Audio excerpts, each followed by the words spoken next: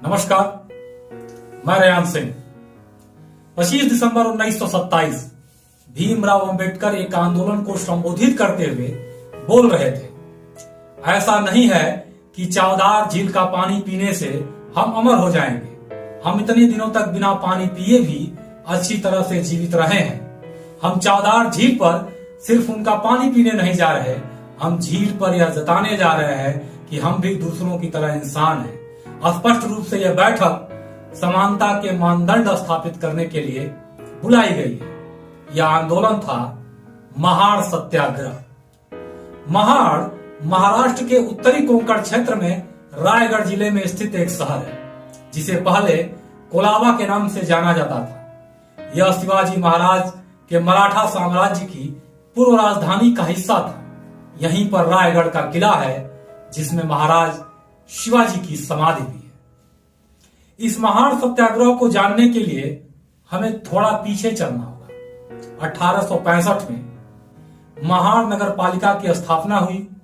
अगस्त 1923 में समाज सुधारक एसके बोले ने सार्वजनिक निधि से निर्मित सभी जल सुविधाओं तक पहुंच प्रदान करने के लिए एक प्रस्ताव पेश किया। इस प्रस्ताव का उद्देश्य था कि अछूतों को पानी या जलाशयों की प्रयोग की अनुमति दिया जाए। सितंबर 1923 मुंबई सरकार ने एसके बोले के प्रस्ताव को मंजूरी दे दी। जनवरी 1924 महाड़ नगर परिषद के द्वारा इसे लागू कर दिया गया, लेकिन उच्च जातियों के विरोध के कारण इसे अमल में नहीं लाया जा सका। इसी जातिवादी मानसिकता का विरोध करने के लिए भीमराव अंबेडकर ने मार्च 1927 में महाड़ सत्याग्रह की शुरुआत की। 20 मार्च 1927 भीमराव अंबेडकर और उनके अनुयायी महाड़ के चावदार तालाब तक जुलूस निकाला। चावदार तालाब पहुंचकर भीमराव अंबेडकर ने तालाब से चुल्लू में पानी लेकर पानी पिया। उसके बाद उनके साथ आए हजारों अनुयायियों ने भी उनका अनुकरण करते हुए तालाब से पानी पिया। यह प्रतीकात्मक विरोध था, जिसके जरिए समाज में व्याप्त छुआछूत और जातिवादी व्यवस्था को चुनौती दी गई थी। इस घटना के बाद एक अफवाह फैल जाती है कि अछूत लोग शहर के बिरेश्वर मंदिर में घुसने की योजना बना रहे हैं। इसका परिणाम होता है कि सवर्ण हिंदुओं द्वारा अछूतों की बस्तियों पर हमला कर उन्हें पीटा जाता है। इस घटना का उल्लेख डॉक्टर अंबेडकर की जीवनी लिखने वाले अशोक गोपाल ने अपनी किताब a part apart the life and the thought of बी.आर. अंबेडकर में किया है।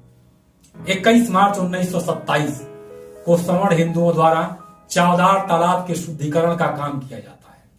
विनायक दामोदर सावरकर ने अंबेडकर के महाड़ सत्याग्रह को बिना शर्त समर्थन दिया था। बाद में उच्च वर्ग के लोगों के द्वारा लोकल कोर्ट से स्टे ले लिया गया और कहा गया यह तालाब निजी संपत्ति है, यह सार्वजनिक संपत्ति नहीं है, क्योंकि एसके बोले का संकल्प केवल सार्वजनिक संपत्ति पर ही लागू हो सकता है। क्योंकि यह निजी संपत्ति है, इसलिए स्वामित्व के आधार पर तालाब के पानी का उपयोग करने के लिए अछूतों को रोका जा सकता है। आपके लिए जानना दिलचस्प होगा कि इस तालाब के पानी का उपयोग सिर्फ उच्च वर्ग के हिंदू ही नहीं करते थे, बल्कि इसका उपयोग तालाब के किनारे बसे मुसलमानों को करने की भी छूट थी। यह निर्धारित करना मुश्किल था कि मुसलमानों ने कब कैसे निजी तालाब के उपयोग का अधिकार हासिल किया। इस तालाब से सिर्फ अछूतों को पानी पीने का अधिकार नहीं था। लोकल कोर्ट में स्टे के बाद दिसंबर 1927 में अंबेडकर ने पुनः महाड़ सत्याग्रह की शुरुआत की, लेकिन इस बार एक याचिका के तहत कोर्ट ने अंबेडकर को चावदार तालाब तक जाने से रोक दिया।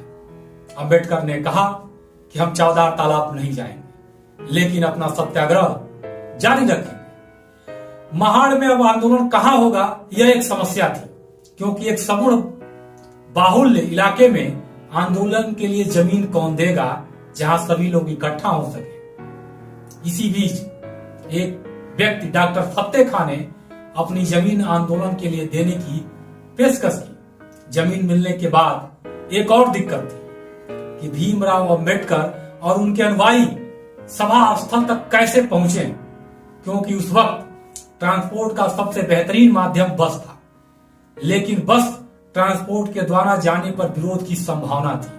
अंबेडकर को लगता था कि उन्हें सभा स्थल तक नहीं पहुंचने दिया जाएगा। इसीलिए डॉक्टर भीमराव अंबेडकर और उनके अनुयायी दासगांव बंदरगाह से पद्मावती बोट द्वारा इस स्थल पर जाने का निर्णय लेते हैं। पद्मावती बोट जहां अंबेडकर को उतारती है, वहां से सभा स्थल करीब 5 मील की दूरी पर था। वहां से भी किसी लोकल ट्रांसपोर्ट ने डॉक्टर अंबेडकर की मदद नहीं किया, वे पैदल ही सभा स्थल पहुंचे। सभा स्थल पर सत्याग्रह के लिए एक पंडाल तैयार किया गया था। उसे पंडाल में एक तस्वीर लगी हुई थी और वह तस्वीर थी महात्मा गांधी की। इसी पंडाल के आगे एक चिता बनाई गई थी, जिसके चारों ओर पोल गाड़े गए थे और इसे 3 तरफ से घेर दिया गया था और इस पर स्लोगन लिखा गया था। एक तरफ लिखा था मनु स्मृति दहन स्थल, दूसरी तरफ लिखा था छुआछूत का नाश हो, तीसरी तरफ लिखा था ब्राह्मणवाद का दफन। 25 दिसंबर 1927 रात 9 बजे इसी सभा स्थल पर डॉक्टर भीमराव अंबेडकर द्वारा मनु स्मृति जलाई गई। इस समय उनके सहयोग में 6 दलित साधु और एक ब्राह्मण गंगाधर नीलकंठ शास्त्र बुद्धि भी शामिल थे। 25 दिसंबर 1937 को मुंबई उच्च न्यायालय ने फैसला दिया कि टैंक से पानी के इस्तेमाल करने का अधिकार सभी दलित वर्ग को है। यानी पूरे 10 साल बाद भीमराव अंबेडकर के महान सत्याग्रह को सफलता मिली।